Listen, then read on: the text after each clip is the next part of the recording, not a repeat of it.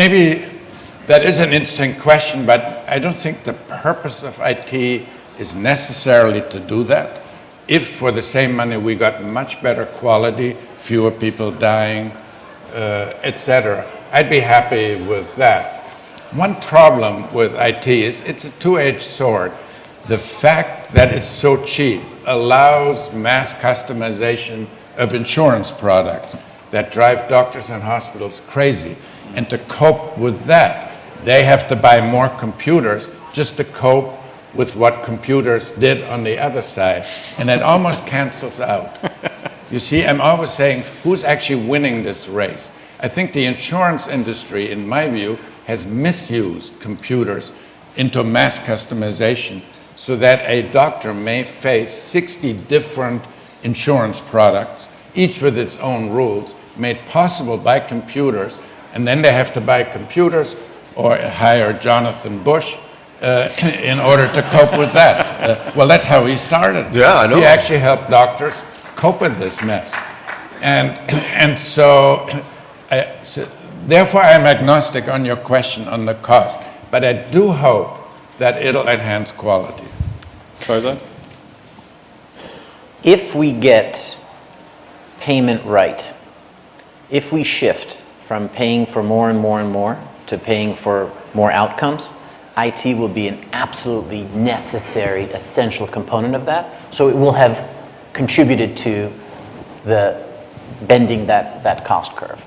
But they go together. I agree. You can't say IT, increase healthcare costs, decrease. I think the context is everything here. Yeah, I agree with that. Correlation, causation kind of issues. Other factors that affect this.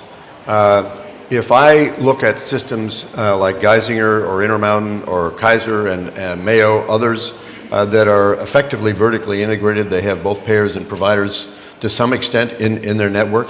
They're making extremely good use of information now. And they get an immediate return on investment from that. And we had another discussion yesterday. Why is the official numbers on health IT 1.5% of revenues, whereas in industries like communications and banking, it's 8%? The answer is because there's another 20% that you don't measure as IT, which are all the clerks that are doing the things that should be done by computers.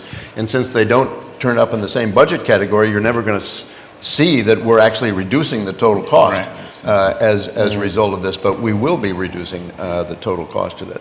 So I think that's one part. Another part is my doctor friends who are in practice say, wait till we get these records all up and running. Wait till we really be able to check for compliance with drug use and all the other kind of stuff.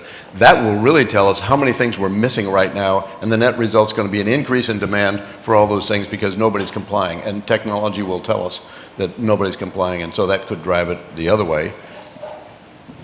I was going to do one quick more if I can, and genomics. I mean, so we have all this genomic analysis. That's going to discover a whole bunch of new diseases. They're all going to be treated. They're all going to be covered. And so we have to take these things into account, and that's all a result of IT. So, not all, but a lot of it. So we also have to take that into account. So I think there will be conflicting forces. Sorry, Uwe. Can I argue against myself? Of course. I'm an economist. We don't even On the other hand, That's your religion, right? No, but I said I don't care about the cost may not fall, but the quality will increase. Yeah. But actually, if you calculate output correctly, which, say, in economics we do quality-adjusted life year, it may very well be it won't lower spending, but it'll lower unit cost of meaningful output. And the classic paper in that regard was one by Joe Newhouse, Mark McClellan, David Cutler on heart surgery. They showed the total treatment cost of heart ailments increased.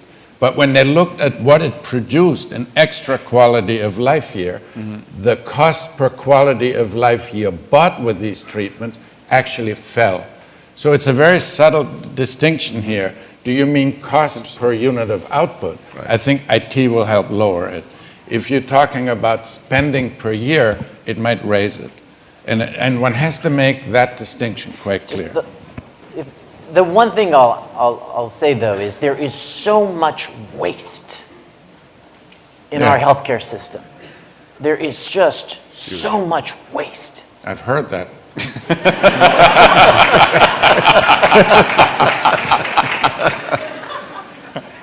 I really do believe that the liberation of the data of the sort that's happening here, the digitization of healthcare and the ability to apply tools to that, if the incentives are right, can actually reduce cost. And I think, in a way, it's our best hope. Through changes in practice. And changing the habits of healthcare Right. is a part of that.